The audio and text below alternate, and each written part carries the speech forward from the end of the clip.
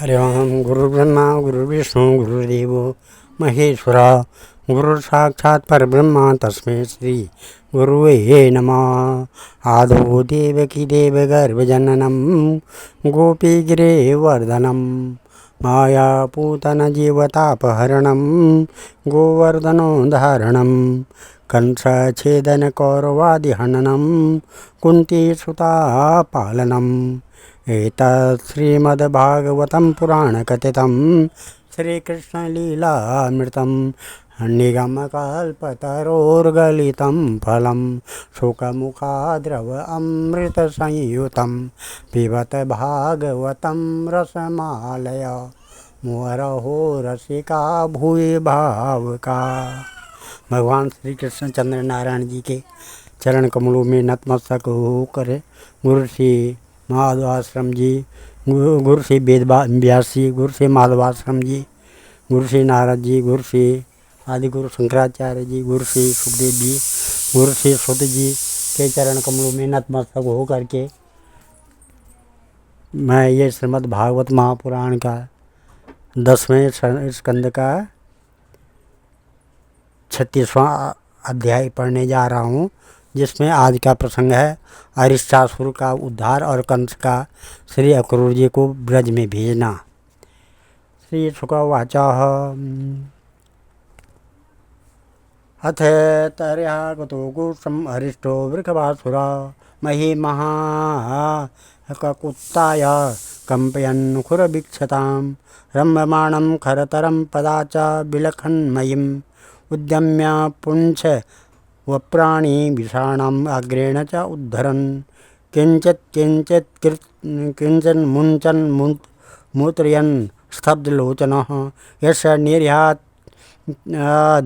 तेनांगं निष्ठुरेण गवां नृणां पतन्त्या कालतो गर्भा स्रवन्ति स्म भयेन वे निर्विशन्ति गणायस्य ककुद्याचलसंख्यया तं तीक्ष्णशृङ्गम् उद्वीक्ष्य गोप्यो गोपाश्च तत्रसु पशोदुद्रुवुर्भीता राजन् सन्त्यज्य गोकुलं कृष्ण कृष्णेति ते सर्वे गोविन्दं शरणं ययुः।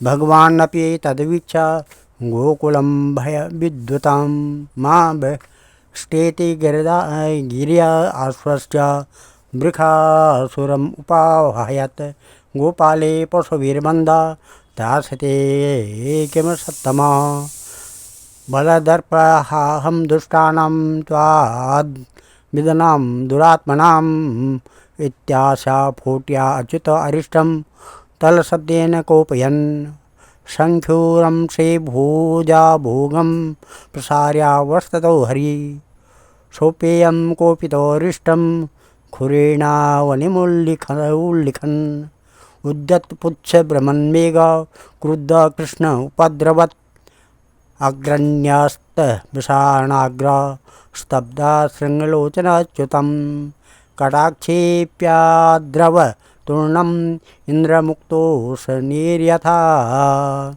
गृहीत्वा शृङ्गयोस्तं वा अष्टादशपदानि स प्रत्यापोवाह भगवान् गज प्रतिगजं तथा शोभविद्धो भगवता पुनरुत्थाय सत्वरः आपतत् शून्य सर्वांगो निश्वसन् क्रोधमूर्छितः पतन्तं स निगृह्य शृङ्गयो पदा समाक्रम्य निपात्य भूतले निष्पीड्यमासा यथाद्रमम्बरं कृत्वा विषाणेन जगान सोपतत् आश्रिग्वमन्मूत्रसकृत् समुत्सृजन् क्षिपञ्च पादानवस्थितीक्ष्णा जगाम कृष्णं नृतीरथाक्षयं पुष्पे किरन्तो हरिमेडिरेश्वरः एवं ककुद्यनं हृत्वा स्तूयमाना सुजातिभिः विवेश गोष्ठं सबलो गोपीनां नयनोत्सवः। श्री सुखदेव जी कहते हैं, परीक्षित, जिस समय भगवान श्री कृष्ण ब्रज में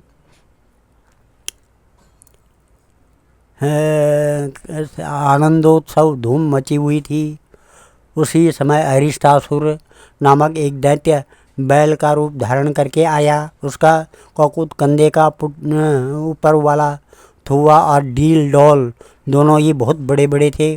वह अपने खुरों को इतने जोर से पटक रहा था कि उससे धरती कांप रही थी। वह बड़ी जोर से गरज रहा था और पैरों से धूल उछालता जाता था। पूंछ खड़ी किए हुए था और सिंगों से चार दीवारी खेतों की मेंढ आदि तोड़ता जाता था।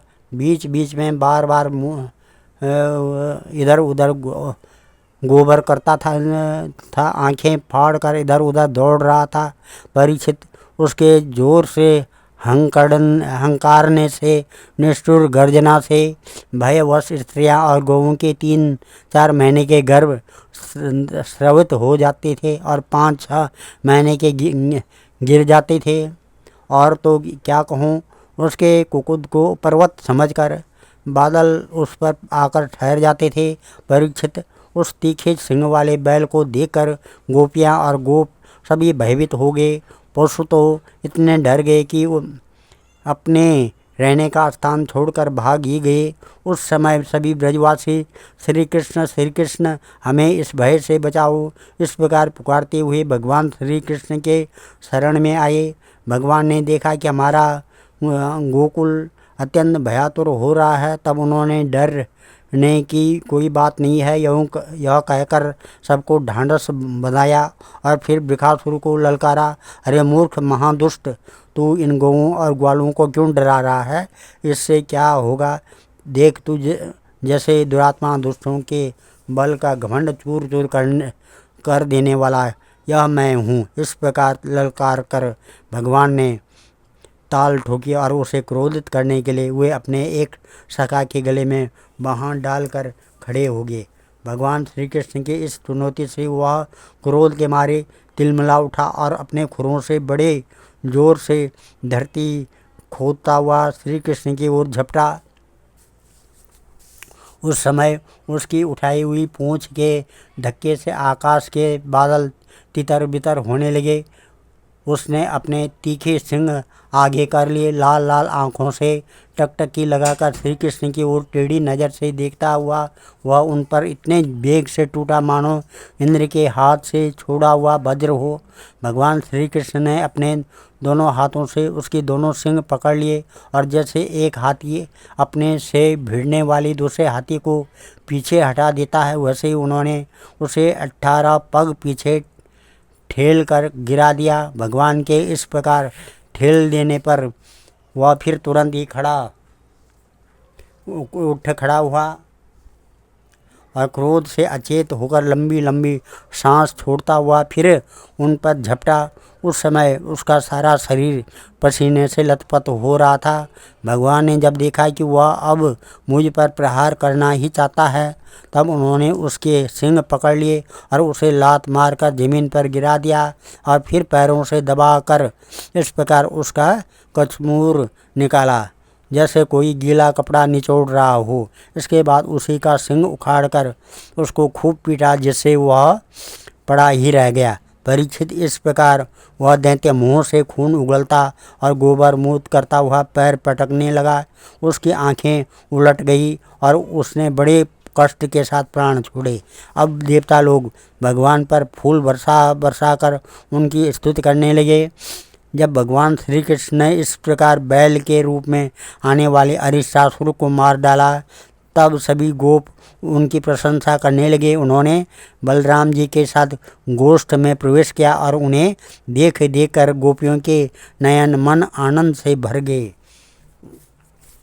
हरिष्टेने ते कृष्णो अद्भुत कर्मणा कंसायाम था भगवान नारदो देवदर्शना यशोदाया सुताम कन्या देवक्या कृष्णमेव च रामं चौरोहिणी पुत्रं वासुदेवेन विद्यता न्यस्तो स्वमित्रे नंदे वे याभ्यां ते पुरुषा हता निशम्य तद्भोजपति कोपात प्रचलितेन्द्रिय निशातमसि मादत् वसुदेवा जिगांसया निवारितो नारदेन तत्सुतो मृतो आत्मना ज्ञात्वा लो मयि पार्श्वैर्भवन्द स भार्यया प्रतिपाते तो देवर्षो कंस आभाषत केशिणम् प्रेष्यामास हन्तेतां भवता रामकेशव ततो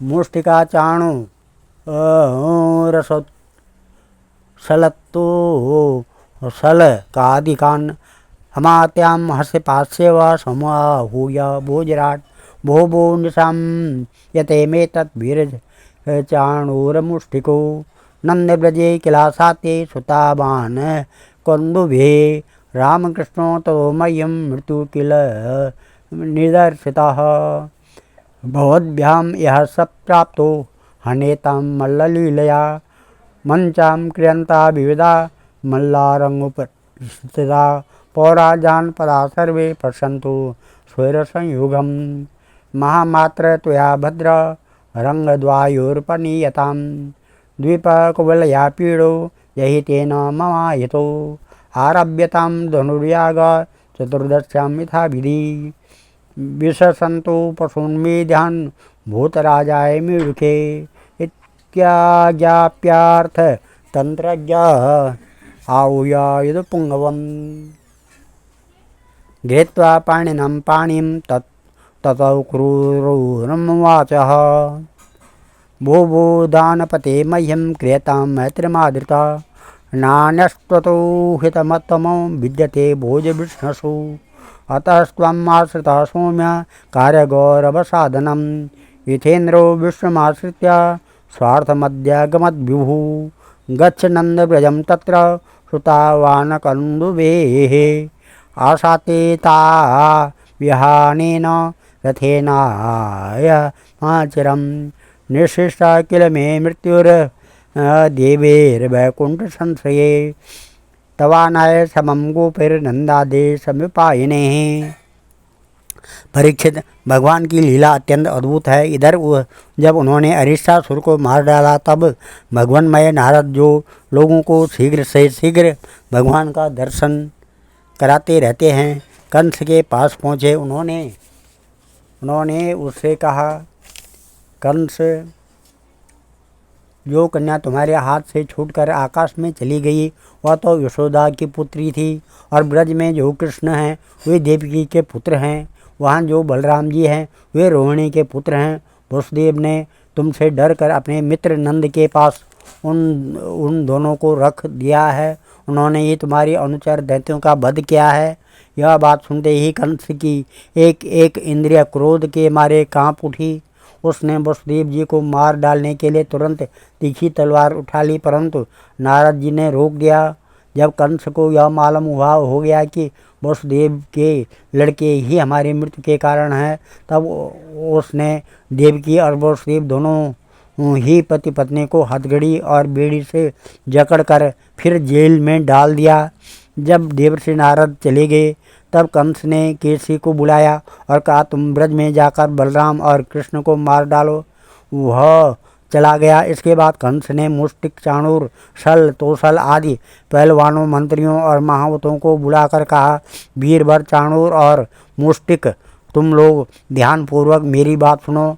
वसुदेव के दो पुत्र बलराम और कृष्ण नंद के ब्रज में रहते हैं। उन्हीं के हाथ में मेरी मृत्यु बतलाई जाती है। अतः जब वे यहाँ आवे तब तुम लोग उन्हें कुश्ती लड़ाने के बहाने मार डालना। अब तुम लोग भांति भांति के मंच बनाओ और उन्हें अखाड़े के चारों ओर गोल गोल सजा दो। उन पर बैठकर नगरवासी और देश की दूसरी प्रजा इस स्वच्छंद दंगल को देखे। महावत, तुम बड़े चतुर हो। देखो भाई, तुम दंगल के घेरे के फाटक पर ही अपने कुवलिया पीड़ हाथी को रखना, और जब मेरे शत्रु उधर से निकलें तब उसी के द्वारा उन्हें मरवा डालना। इसी चतुर्दशी को विधिपूर्वक धनुष यज्ञ प्रारंभ कर दो और उसकी सफलता के लिए वरदानी भूतनाथ भैरव को बहुत से पवित्र पशुओं की बलि चढ़ाओ। परीक्षित, कंस तो केवल स्वार्थ साधन का सिद्धांत जानता था, इसलिए उसने मंत्री, पहलवान और महावत को इस प्रकार आज्ञा देकर श्रेष्ठ युद्धवंशी अक्रूर को बुलवाया और उनका हाथ अपने हाथ में लेकर बोला, अक्रूर जी, आप तो बड़े उदार दोनों दानी हैं, सब तरह से मेरे आदरणीय हैं। आज आप मेरा एक मित्रोचित काम कर दीजिए, क्योंकि भोजवंशी और वृष्णवंशी यादवों में आपस से बढ़कर मेरी भलाई करने वाला दूसरा कोई नहीं है। यह काम बहुत बड़ा है, इसलिए मेरे मित्र, मैंने आपका आश्रय लिया है। ठीक वैसे ही जैसे इंद्र समर्थ होने पर भी विष्णु का, भगवान का आश्रय लेकर अपना स्वार्थ चाहता रहता है। आप नंद राय के ब्रज में जाइए, वहाँ वसुदेव जी के 2 पुत्र हैं, उन्हें इसी रथ पर चढ़ाकर यहाँ ले आइए। बस अब इस काम में देर नहीं होनी चाहिए। सुनते हैं विष्णु के भरोसे जीने वाले देवताओं ने उन दोनों को मेरी मृत्यु का कारण निश्चित किया है, इसलिए आप उन दोनों को तो ले ही आइए, साथ ही नंद आदि गोपों को भी बड़ी बड़ी भेंटों के साथ ले आइए,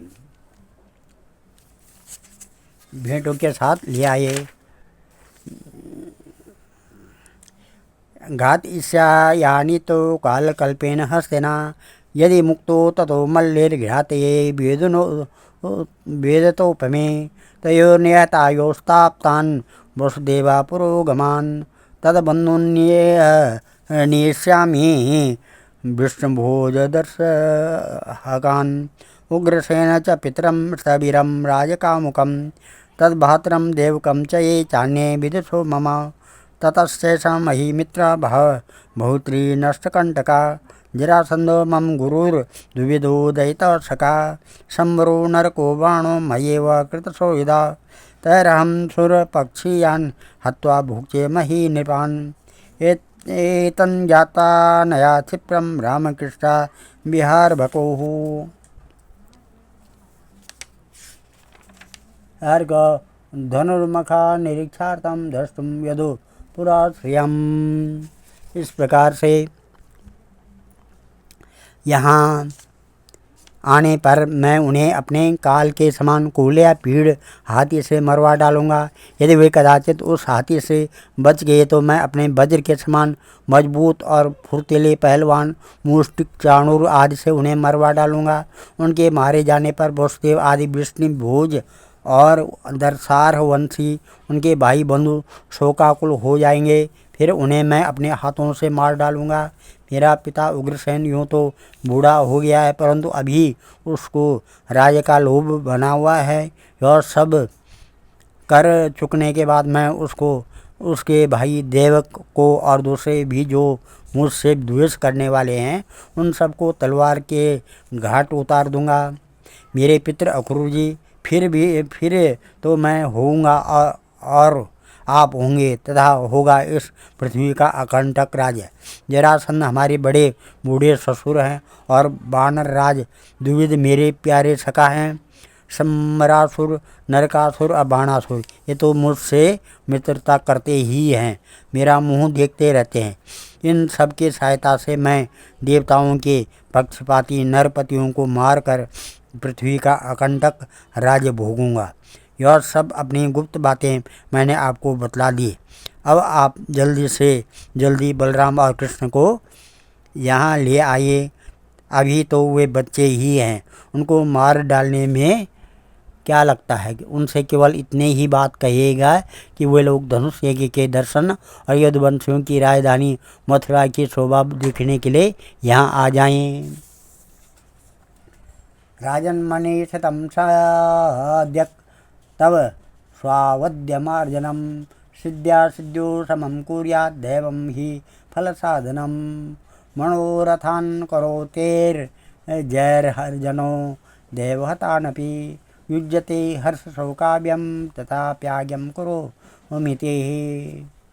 अक्रूर जी ने कहा, महाराज आप अपनी मृत्यु, अपना अरिष्ट दूर करना चाहते हैं, इसलिए अपना ऐसा सोचना ठीक है ही है। मनुष्य को चाहिए कि चाहे सफलता हो या असफलता, दोनों के प्रति समभाव रखकर अपना काम करता जाए। फल तो प्रयत्न से नहीं दैवी प्रेरणा से मिलते हैं। मनुष्य बड़े बड़े मनोरथों के पुल बांधता रहता है, परंतु वह यह नहीं जानता कि दैव ने, प्रारब्ध ने इसे पहले ही नष्ट कर रखा है।